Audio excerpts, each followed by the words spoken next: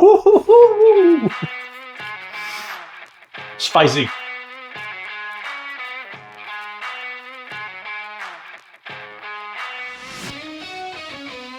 To get this party started, we have to deseed some of these dried chilies.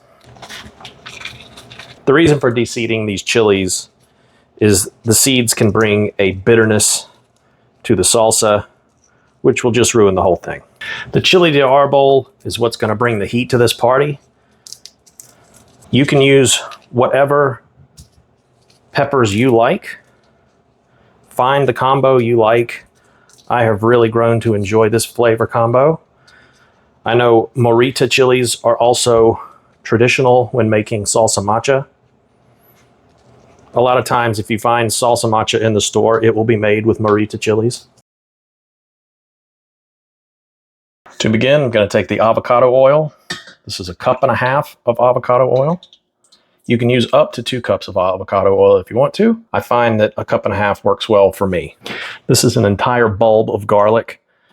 A lot of recipes you'll find online will say 2 to 3 cloves of garlic, but I'm a garlic fanatic. 1/4 cup of unsalted peanuts and some sesame seeds. If I'm measuring it, it's roughly 1/2 tablespoon. I'm gonna have this on a low heat. We don't want this oil to scorch the garlic. We just want it to lightly toast it, kind of soften it just a little bit. So recently I was having a discussion with a friend of mine who grew up in Mexico. I was talking about my love of Tex-Mex and Mexican food. And she said, "Have you ever had salsa macha?" And I was like, "I've heard of it, but I really don't know what it is." So I went to the store, I bought some, I tried it, I really liked it. And then I immediately thought, well, I have to learn how to make this stuff. Spent a couple of months tinkering with some things, trying some things out, seeing what I liked, and I came up with a recipe. The garlic has been simmering for about 10 minutes. I just turned the heat off. Now I'm going to add in the chilies and let them soften in the hot oil. I'm going to stir this around.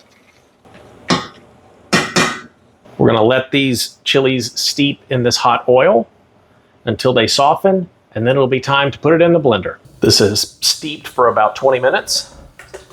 We're going to add it into the blender.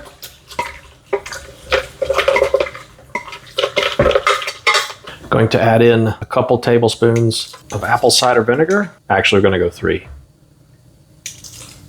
The reason for the vinegar is salt will not dissolve in the oil. Going to also add in some Mexican oregano. This is roughly 1/2 tablespoon. Pop the lid on and blend it up.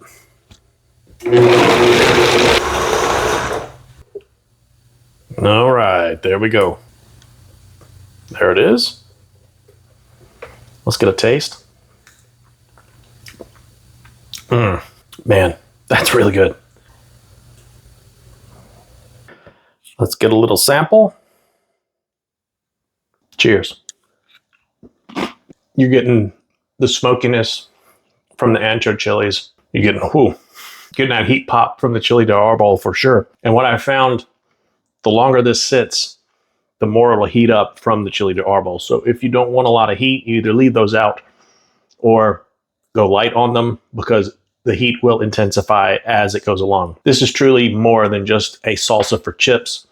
I use this on eggs. I put it on meat. It is kind of a salsa for everything. So if you're unfamiliar with salsa macha, look into it, give it a try. It's one of the best things I've found recently. I really love it. It's my new favorite way to make salsa.